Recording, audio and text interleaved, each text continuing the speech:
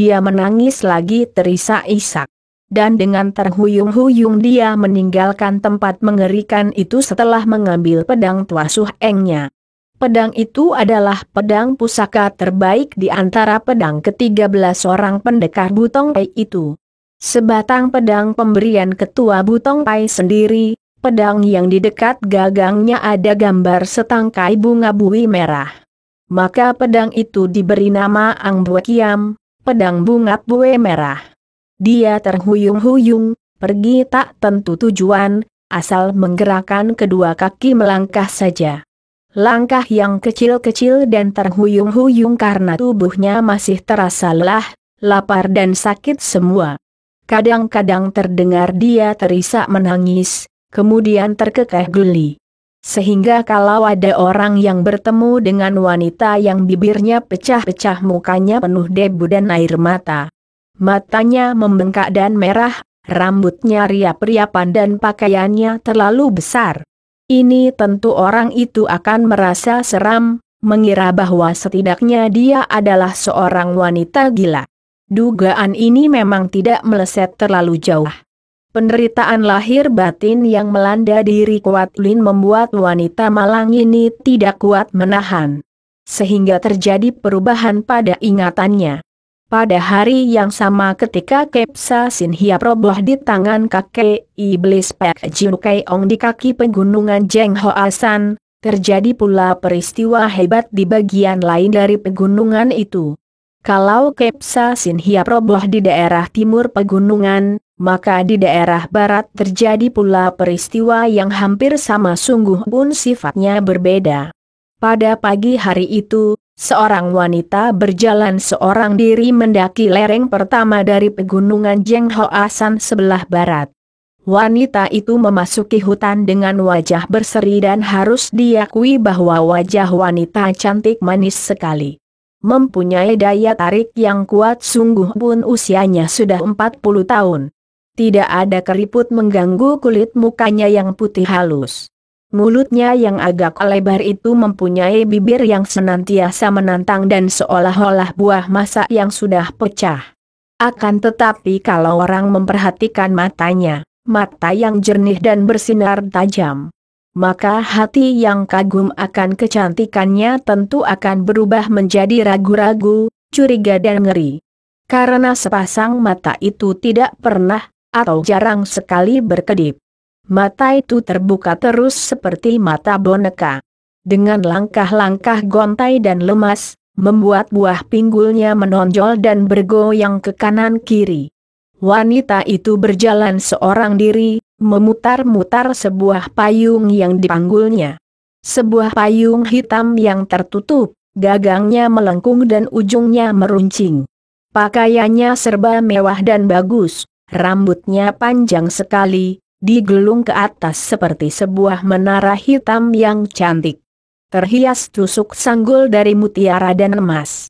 Yang menarik adalah kuku-kuku jari tangannya. Kuku yang panjang terpelihara, diberi warna merah. Panjang meruncing dan agak melengkung seperti kuku kucing atau harimau. Pakaiannya yang mewah itu dibuat terlalu pas dengan tubuhnya sehingga membungkus ketat tubuh itu. Membayangkan lekuk kelengkung yang menggairahkan dari dada sampai ke kaki karena celananya yang terbuat dari sutra merah muda itu pun ketat sekali. Biarpun kelihatannya seperti seorang wanita cantik dan genit, namun sesungguhnya dia bukanlah manusia biasa saja. Inilah dia yang terkenal sekali di dunia hitam kaum penjahat. Karena wanita ini bukan lain adalah Kiam Mo Chai Li, wanita pandai berpayung pedang. Sebuah julukan yang membuat bulu tengkuk orang yang sudah mengenalnya berdiri saking ngerinya. Karena wanita yang sebenarnya hanya bernama Lioksi ini memiliki ilmu kepandaian yang tinggi, mengerikan dan kekejaman yang sukar dicari bandingnya. Bahkan ia disamakan dengan wanita cantik penjelmaan siluman rasa yang biasa mengganggu pria. Dan setiap orang pria yang terjebak dalam pelukannya tentu akan mati kehabisan darah. Disedot habis oleh siluman ini. Tentu saja bagi mereka yang belum pernah berjumpa dengannya, sama sekali tidak akan mengira bahwa wanita yang berlenggak-lenggok dengan payung di pundak itulah iblis wanita yang menggegerkan dunia Kang Ou dengan perbuatannya yang luar biasa. Dan mudah saja diduga mengapa pada hari itu Kiam Mo Chai Li ini mendaki lereng Jeng Hoa San. Tentu saja dia pun mendengar berita menggegerkan dunia Kang Ou akan adanya Sintong, si bocah ajaib. Dan mendengar ini, kontan keras hatinya berdebar-debar penuh ketegangan dan penuh birahi. Dia dapat membayangkan betapa tenaga mukjizat yang dihimpunnya secara ilmu hitam dengan jalan menghisap sari tenaga ratusan orang pria. Akan meningkat dengan hebat sekali kalau dia bisa menghisap kejantanan si bocah ajaib itu. Maka begitu mendengar akan bocah ajaib di puncak pegunungan Jeng Hoa San di dalam hutan seribu bunga, dia segera menempuh perjalanan jauh mengunjungi pegunungan itu. Perjalanan yang jauh karena biarpun seringkali Liok Si ini pergi merantau, namun dia memiliki sebuah pondok kecil seperti istana mewahnya. Terletak di tempat yang tidak lumrah dikunjungi manusia, yaitu di daerah Rawa Bangkai. Rawa-rawa yang liar ini terdapat di kaki pegunungan Luliangsan. Merupakan daerah maut karena banyak lumpur dan pasir yang berputar, merupakan perangkap maut bagi manusia dan hewan. Namun di tengah-tengah rawa-rawa itu, yang tidak dapat dikunjungi oleh manusia lain, terdapat sebuah tanah datar. Tanah keras semacam pulau dan di atas pulau inilah letaknya istana kecil milik Liok Si yang berjuluk Kiam Mo Chai Li. Bersama belasan orang pembantu-pembantu yang sudah menjadi orang-orang kepercayaannya. Dia disebut Chai Li, wanita hebat, karena sebetulnya wanita ini dulunya adalah putri seorang sastrawan kenamaan. Dan semenjak kecil Liok Si telah mempelajari kesusastraan sehingga dia mahir sekali akan sastra. Bahkan dia pernah menyamar sebagai pria menempuh ujian pemerintah sehingga dia lulus dan mendapat gelar Siu Cai. Akan tetapi, penyamarannya ketahuan dan seorang pembesar tinggi istana yang kagum kepadanya lalu mengambilnya sebagai seorang selir. Selain ilmu sastra, juga Liok Si ini semenjak kecil digembeleng ilmu oleh para sahabat ayahnya. Apalagi setelah menjadi selir pembesar tinggi di istana. Dia mengadakan hubungan dengan kepala-kepala pengawal, dengan pengawal-pengawal kaisari yang berilmu tinggi. Menyerahkan tubuhnya sebagai pengganti ilmu silat tinggi yang diperolehnya sebagai bayaran. Akhirnya, pembesar itu mengetahui akan tabiat selirnya ini yang ternyata adalah seorang wanita yang gila pria. Maka dia diusir dari istana pembesar itu. Akan tetapi, apa yang dilakukan oleh wanita ini? Dia membunuh si pembesar, membawa banyak harta benda yang dicurinya dari istana itu. Kemudian minggat. Belasan tahun kemudian, muncullah nama julukan Kiam Mo Chai Li. Namun tidak ada yang menduga bahwa dia adalah Liok Si yang dahulu menjadi selir bangsawan. Dan yang membunuh bangsawan itu sehingga menjadi orang buruan pemerintah. Liok Si berjalan sambil tersenyum-senyum, kadang-kadang senyumnya melebar. Dan tampak giginya yang putih mengkilat dan di kedua ujungnya terdapat sebuah gigi yang agak meruncing. Sehingga sekelebatan mirip gigi caling sihung. Hatinya gembira sekali kalau dia membayangkan betapa akan sedapnya kalau dia dapat memperoleh bocah ajaib itu. Aku harus bersikap halus dan hati-hati terhadapnya, menikmatinya selama mungkin. Tiba-tiba dia terkejut dan menghentikan langkahnya. Akan tetapi kembali dia tersenyum manis, matanya mengerling tajam penuh kegairahan ketika melihat 5 orang laki-laki berdiri di depannya dengan sikap gagah. Pandang matanya menyambar-nyambar dan terbayang kepuasan dan kekaguman. Memang, hati seorang wanita gila pria seperti Liok Si tentu saja menjadi berdebar tegang. Ketika melihat 5 orang pria yang usianya rata-rata 30 tahun lebih bertubuh tegap-tegap dan rata-rata berwajah tampan dan gagah. seperti melihat 5 butir buah yang ranum dan matang hati. Aih. Siapakah Ngiowi, Anda berlima, yang gagah perkasa ini? Dan apakah Ngiowi sengaja hendak bertemu dan bicara dengan aku? Seorang di antara mereka, yang usianya 30 tahun. Mukanya bulat dan alisnya seperti golok hitam dan tebal, berkata, apakah kami berhadapan dengan Kiam Mo Chaili dari Rawa Bangkai?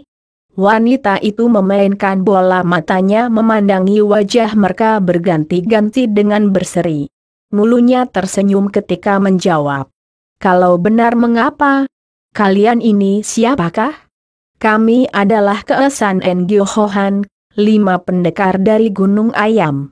Kiam Mo Chaili mengeluarkan bunyi decak kagum dengan lidahnya. Segera dia menjura dan berkata manis. Kiranya 5 pendekar yang namanya sudah terkenal di seluruh dunia Kangou sebagai murid-murid utama Hoa Sanpai? Terimalah hormatnya seorang wanita bodoh seperti aku. Harap Toaniyo, Nyonya, tidak mengejek dan bersikap merendah. Kami sudah tahu siapa adanya Kiam Mo Chaili. Dan karena melihat engkau mendaki Jeng Hoa San, maka terpaksa kami memberanikan diri untuk menghadang. Maksud kalian? Senyumnya makin manis dan kerling matanya makin memikat. Kami telah mendengar akan berita, bahwa tokoh-tokoh Kangou sedang berusaha untuk memperebutkan Sintong yang berada di hutan 1000 bunga. Dan kami mendengar pula bahwa Kiam Mo Chaili merupakan seorang di antara mereka yang hendak menculik Sintong. Karena kami telah berhutang budi, diberi obat oleh Sintong, maka kami hanya dapat membalas budinya dengan melindunginya terutama dari tangan, para tokoh kaum sesat, yang tentu tidak mempunyai itikat baik terhadap dirinya. Andai kata kami tidak berhutang budi sekalipun, mengingat bahwa Sintong adalah seorang anak ajaib yang telah banyak menolong orang tanpa pandang bulu. Sudah menjadi kewajiban orang-orang gagah untuk melindunginya. Kembali Kiam Mo Chaili tersenyum. Terus terang saja, memang aku mendengar tentang Sintong dan aku ingin mendapatkannya. Maka hari ini aku mendaki Jeng Hoa San. Habis kalian mau apa? Kalau begitu, kami minta dengan hormat agar kau suka membatalkan niatmu itu, Toanio. Kalau kau memaksa hendak mengganggu Sintong, terpaksa kami akan merintangimu dan tidak membolehkan kau melanjutkan perjalanan. Gala amat. 5 orang laki-laki muda tampan gagah bertemu dengan seorang wanita cantik penuh gairah. Sungguh tidak semestinya kalau bermain senjata mengadu nyawa. Habis semestinya bagaimana? Tanya orang pertama dari Keesan Ngio Hohan yang betapapun juga merasa jerih mendengar nama besar wanita ini. Dan mengharapkan wanita itu akan mengalah dan pergi dari situ, tidak mengganggu Sintong. Mata itu tajam mengerling dan senyumnya penuh arti, bibirnya penuh tantangan. Mestinya kita memadu kasih bermain cinta. Perempuan hina. Jalang. Siluman betina. 5 orang itu telah mencabut senjata masing-masing yaitu senjata golok besar, yang selama ini telah mengangkat nama mereka di dunia Kangou. Kelima orang pendekar ini memang merupakan ahli-ahli bermain golok dengan ilmu Hoa San Chu Hoat yang terkenal. Dan selain itu juga mereka semua mengajarkan ilmu menotok jalan darah yang bernama Sam Chi Tiam Hoat. Yaitu ilmu menotok menggunakan 3 buah jari tangan. Bagus kalian memang gagah sekali bermain golok, tentu lebih gagah kalau bermain cinta. Kiam Mo Chaili mengelak dan tiba-tiba payung hitamnya berkembang terbuka. Payung itu merupakan senjata istimewa, terbuat dari baja yang kuat. Dan kainnya terbuat dari kulit badak yang kering dan sudah dimasak lemas, namun kuatnya luar biasa dapat menahan bacokan senjata tajam. Adapun ujung payung itu meruncing, merupakan ujung pedang, dan gagangnya yang melengkung itu pun dapat digunakan sebagai senjata kaitan yang hebat. Terang-terang. Bunga api berpijar ketika golok-golok itu tertangkis oleh payung. Dan karena kini tubuh wanita itu tertutup payung yang berkembang dan berputar-putar, maka sukarlah bagi 5 orang itu untuk menyerangnya dari depan. Mereka lalu berloncakan dan mengurung wanita itu. Hayo keroyoklah. Kalau baru kalian 5 orang ini saja, masih terlampau sedikit bagiku. Hendak kulihat sampai di mana kekuatan kalian, apakah patut untuk menjadi lawan-lawanku untuk bermain cinta. Perempuan rendah. Orang pertama dari 5 pendekar itu marah sekali, goloknya menyambar dahsyat. Tapi tiba-tiba golok itu terhenti di tengah udara karena telah terikat oleh sebuah benda hitam panjang yang lembut. Kiranya wanita itu telah mengudar gelung rambutnya dan ternyata rambut itu panjangnya sampai ke bawah pinggulnya. Rambut yang gemuk hitam, panjang dan harum baunya. Bahkan bukan itu saja keistimewaannya. Rambut itu dapat dipergunakan sebagai senjata ampuh. Sebagai cambuk yang kini berhasil membelit golok orang pertama dari Keesan dan Gilhohan. Sebelum orang ini sempat menarik goloknya, tangan kiri Kiam Mochaili bergerak menghantam tengkuk orang itu dengan tangan miring. Trek! Laki-laki itu mengeluh dan Robloh tak dapat bangkit kembali. Karena dia telah terkena totokan istimewa yang membuat tubuhnya lumpuh, sungguh pun dia masih dapat melihat dan mendengar. 4 orang lainnya terkejut dan marah sekali. Mereka memutar golok lebih gencar lagi, bahkan kini tangan kiri mereka membantu dengan serangan totokan Samci Tiam Hoat yang ampuh. Namun orang yang mereka keroyok itu tertawa-tawa mempermainkan mereka. Setiap serangan golok dapat dihalau dengan mudah oleh payung yang diputar-putar. Sedangkan ujung rambut yang panjang itu mengeluarkan suara ledakan-ledakan kecil dan menyambar-nyambar di atas kepala mereka. Tidak menyerang, hanya mendatangkan kepanikan saja karena memang dipergunakan untuk mempermainkan mereka. Mampuslah. Orang kedua yang menyerang dengan golok, ketika goloknya ditangkis, cepat dia memasuki lowongan dan berhasil mengirim totokan. Karena tempat terbuka yang dapat dimasuki jari tangannya di antara putaran payung itu hanya di bagian dada, maka dia menotok dada kiri wanita itu. Dalam keadaan seperti itu, menghadapi lawan yang amat tangguh, pendekar ini sudah tidak mau lagi mempergunakan sopan santun, yang tentu tidak akan dilanggarnya kalau keadaan tidak mendesak seperti itu. Cus 3 buah jari tangan itu tepat mengenai buah dada kiri yang besar, tapi dia hanya merasakan sesuatu yang lunak hangat.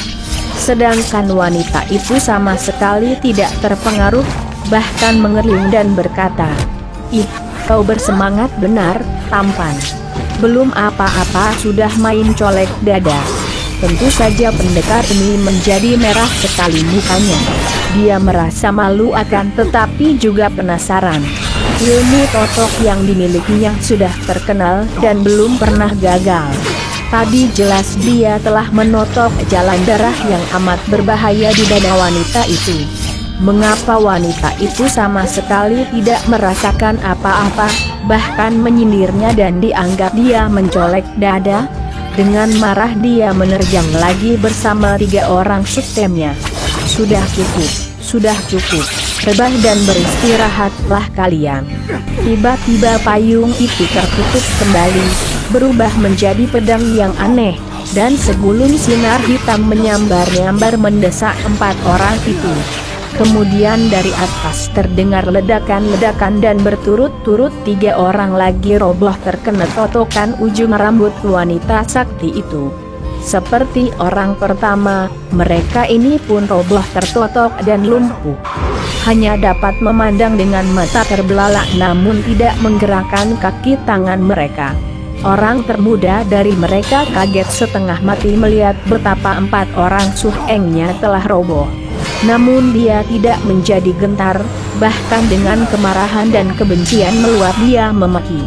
"Perempuan hina, pelacur, siluman betina, aku takkan mau sudah sebelum dapat membunuhmu. Ayah, kau penuh semangat akan tetapi mulutmu penuh makian menyebalkan hatiku. Golok itu tertangkis oleh payung sedemikian kerasnya sehingga terpental. Dan sebelum laki-laki itu dapat mengelak, sinar hitam menyambar dan ujung rambut telah membelit lehernya.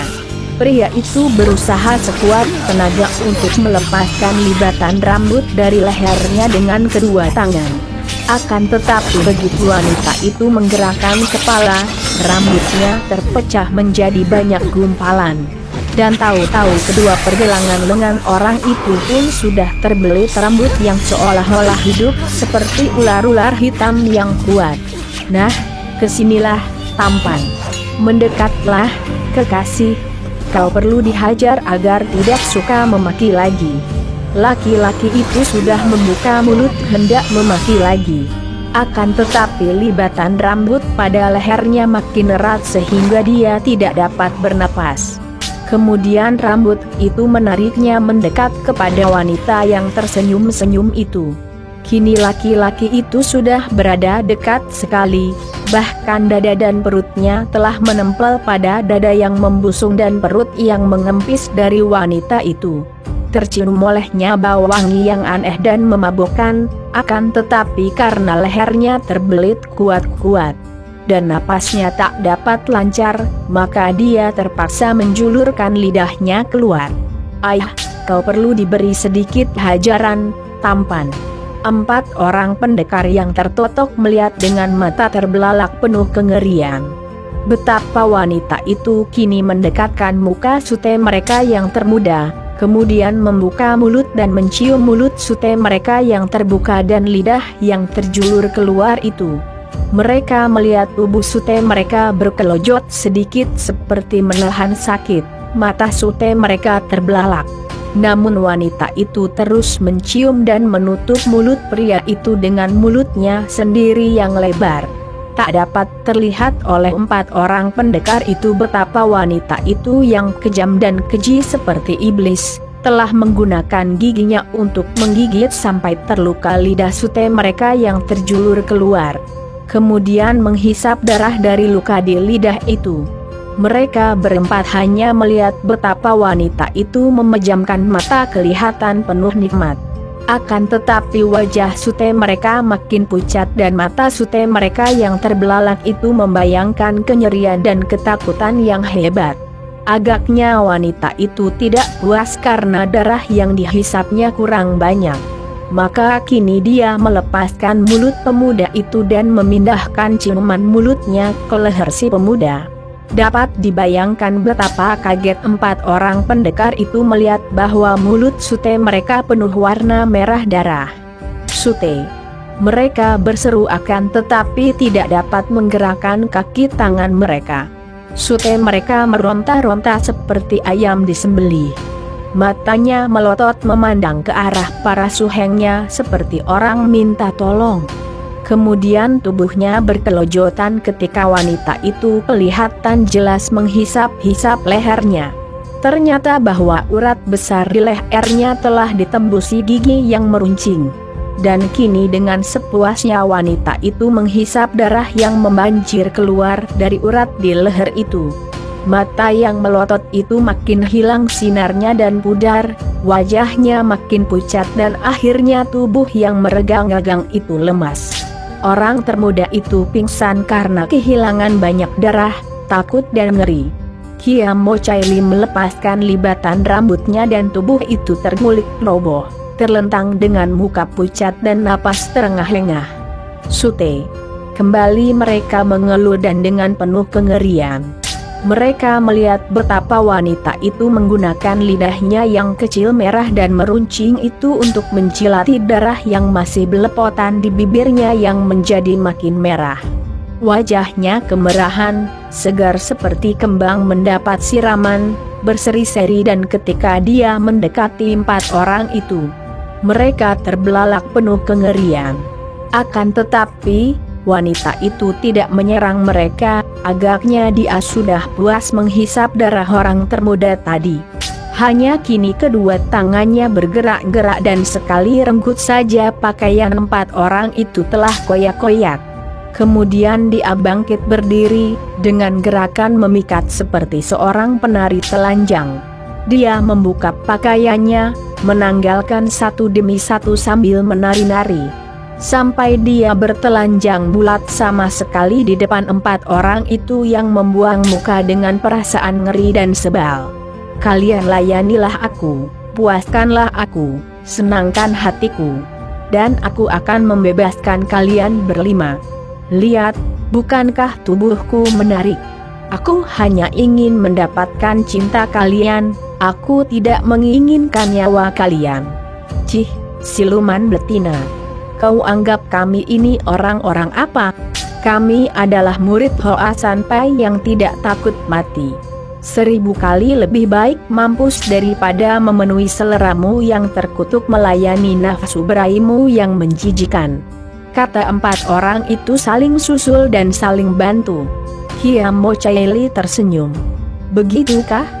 Kalau begitu, baiklah, kalian melayani aku sampai mampus. Dia lalu membungkuk dan menarik lengan seorang di antara mereka.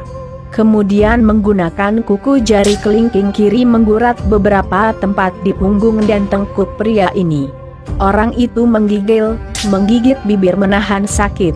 Akan tetapi karena dia tidak mampu mengerahkan sinkang, dia tidak dapat melawan pengaruh hebat yang menggetarkan tubuhnya melalui luka-luka goresan kuku beracun dari kelingking itu. Mukanya menjadi merah, juga matanya menjadi merah dan napasnya terengah-engah. 3 orang pendekar yang lain memandang penuh kekhawatiran dan kengerian. Tiba-tiba wanita itu terkekeh, menggunakan tangan membebaskan totokan sehingga orang itu dapat menggerakkan kaki tangannya. Dan terjadilah hal yang membuat 3 orang pendekar yang masih rebah lumpuh itu terbelalak penuh kengerian. Mereka melihat sute mereka itu seperti seorang gila menerkam dan mendekap tubuh wanita itu penuh gairah nafsu. Dengan mata terbelalak mereka melihat betapa wanita itu menyambutnya dengan kedua lengan terbuka. Bergulingan di atas rumput dan tampak betapa wanita itu membiarkan dirinya diciumi. Kemudian mengalihkan mulutnya yang lebar ke leher sute mereka. Mereka bertiga terpaksa memejamkan mata agar tidak usah menyaksikan peristiwa yang memalukan dan terkutuk itu. Mereka mengerti bahwa sute mereka melakukan hal terkutuk itu karena terpengaruh oleh racun yang diguratkan oleh kuku jari kelingking si iblis betina. Dan mereka tahu pula bahwa sute mereka yang diamuk pengaruh jahanam itu tidak tahu bahwa darahnya dihisap oleh wanita itu. Yang seperti telah dilakukan pada orang pertama tadi kini juga menghisap darahnya sepuas hatinya. Dapat diduga lebih dahulu bahwa 3 orang yang lain juga mengalami siksaan yang sama tanpa dapat berdaya apa-apa, tanpa dapat melawan. Hal ini dilakukan berturut-turut oleh Kiam Mo Chai Li dan 3 hari 3 malam kemudian, dia meninggalkan tempat itu sambil menjilat-jilat bibirnya penuh kepuasan. Setelah dia melempar kerling ke arah 5 tubuh telanjang yang sudah menjadi mayat semua itu, bergegas dia pergi mendaki Jeng Hoa San untuk mencari sintong yang amat diinginkan. 5 orang keesan Engyo Hohan itu mengalami kematian yang amat mengerikan. Tubuh mereka kehabisan darah, kulit mengeriput. Mereka seperti 5 ekor lalat yang terjebak ke sarang laba-laba. Dan setelah semua darah mereka disedot habis oleh laba-laba, mayat mereka yang sudah kering dan habis sarinya itu dilemparkan begitu saja. Kwa Sin Leong, atau yang lebih terkenal dengan nama panggilan Sintong. Pada pagi hari itu seperti biasa setelah mandi cahaya matahari, lalu menjemur obat-obatan. Dan tidak lama kemudian berturut-turut datanglah orang-orang dusun yang membutuhkan bahan obat untuk bermacam penyakit yang mereka derita. Sintong mendengarkan dengan sabar keluhan dan keterangan mereka tentang sakit yang mereka derita, menyiapkan obat-obat untuk mereka semua dengan hati penuh belas kasihan. Semua ada 11 orang dusun, tua muda laki perempuan yang memandang kepada bocah itu dengan sinar mata penuh kagum. Baru bertemu dan memandang wajah Sintong itu saja, mereka sudah merasa banyak berkurang penderitaan sakit mereka. Seolah-olah ada wibawa yang keluar dari wajah bocah penuh kasih sayang itu yang meringankan rasa sakit yang mereka derita. Tentu saja hal ini sebenarnya terjadi karena kepercayaan mereka yang penuh bahwa bocah itu akan dapat menyembuhkan penyakit mereka. Sehingga keyakinan ini sendiri sudah merupakan obat yang manjur. Dan bocah ajaib itu memang bukanlah seorang dukun yang menggunakan kemujizatan dan sulap atau sihir untuk mengobati orang, melainkan berdasarkan ilmu pengobatan yang wajar. Dia memilih buah, daun, bunga atau akar obat yang memang tepat mengandung khasiat atau daya penyembuh terhadap penyakit-penyakit tertentu itu. Tiba-tiba terdengar nyanyian yang makin lama makin jelas terdengar oleh mereka semua. Juga In Liong, bocah ajaib itu, berhenti sebentar mengumpulkan dan memilih obat yang akan dibagikan. Karena mendengar suara nyanyian yang aneh itu. Akan tetapi begitu kata-kata nyanyian itu dimengertinya, dia mengerutkan alisnya dan menggeleng-geleng kepala. Kalau hidup hanya untuk mengejar kesenangan, apapun juga tentu tidak akan dipantangnya untuk dilakukan demi mencapai kesenangan. Kata Sin Liong. Huhaha, benar sekali, Sintong. Untuk mencapai kesenangan harus berani melakukan apapun juga, termasuk membunuh para tamu-tamu yang tiada harganya ini. Terdengar jawaban dan tahu-tahu di situ telah berdiri Pak Jiu Keong. Sebagai lanjutan kata-katanya, tongkatnya ditekankan kepada tanah di depan kaki lalu 5 kali ujung tongkat itu bergerak menerbangkan tanah dan kerikil ke depan. Tampak sinar hitam berkelebat menyambar 5 kali, disusul jerit-jerit kesakitan. Dan robohlah berturut-turut 5 orang dusun yang berada di depan Sin Liong, roboh dan berkelojotan kemudian tewas seketika. Karena tanah dan kerikil itu masuk ke dalam kepala mereka. Kepandaian seperti itu saja dipamerkan di depan Sintong. Lihat ini. Tiba-tiba terdengar suara ketawa merdu dan tahu-tahu di situ telah berdiri seorang wanita cantik yang bukan lain adalah Kiam Mo Chai Li. Dia menudingkan payung hitamnya yang tertutup itu ke arah para penghuni dusun yang berwajah pucat. Dan dengan mata terbelalak memandang 5 orang teman mereka yang telah tewas. Dari ujung payung itu meluncur sinar-sinar hitam dan berturut-turut 6 orang dusun yang masih hidup menjerit dan roboh tak bergerak lagi. Leher mereka ditembusi jarum-jarum hitam yang meluncur keluar dari ujung payung itu. Sejenak Sin Liong terbelalak memandang kepada kedua orang itu yang berdiri di sebelah kanan dan kirinya. Kemudian dia memandang ke bawah, ke arah tubuh 11 orang dusun yang telah menjadi mayat.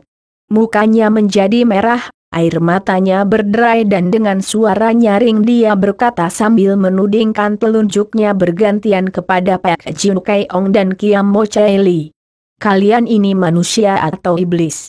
Kalian berdua amat kejam, perbuatan kalian amat terkutuk. Membunuh orang-orang tak berdosa seolah kalian pandai menghidupkan orang. Bocah itu memandang kepada 11 mayat dan sesenggukan menangis. Sintong yang baik, apakah kau takut kubunuh? Jangan khawatir, aku datang bukan untuk membunuhmu. Kata Kiam Mo Chai Li. Agak kecewa melihat betapa bocah ajaib itu menangis dan membayangkannya ketakutan. Sin Liong mengangkat muka memandang wanita itu. Biarpun air matanya masih berderai turun namun pandang matanya sama sekali tidak membayangkan ketakutan. Kau mau bunuh aku atau tidak, terserah. Aku tidak takut. Benar hebat. Sintong, kalau kau tidak takut kenapa menangis? Pak Jiu Keong menegur. Apa kau menangisi kematian orang-orang tak berharga itu? Kiam Mo Chai Li menyambung. Mereka sudah mati mengapa ditangisi? Aku menangis menyaksikan kekejaman yang kalian lakukan. Aku menangis karena melihat kesesatan dan kekejaman kalian. Dua orang tokoh sesat itu terbelalak heran saling pandang. Kemudian mereka teringat kembali akan niat mereka terhadap anak ajaib ini, maka keduanya seperti dikomando saja lalu tertawa. Dan keduanya dengan kecepatan kilat menyerbu ke depan hendak menubruk Sin Leong yang berdiri tegak dan memandang dengan sinar mata sedikit pun tidak membayangkan rasa takut. Karena gerakan mereka berbarengan, disertai rasa khawatir kalau keduluan oleh orang lain. Maka melihat Pak Jiu Kai Ong sudah lebih dekat dengan Sin Tong, Kiam Mo Chai Li lalu merubah gerakan.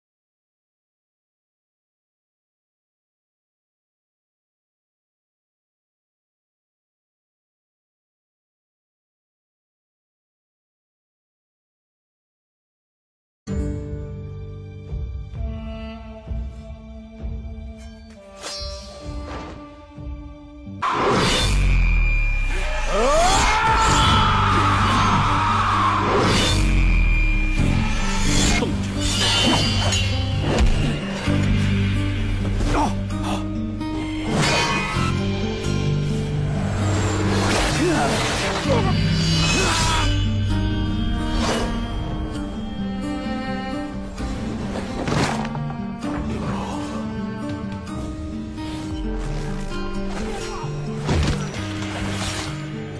少爷，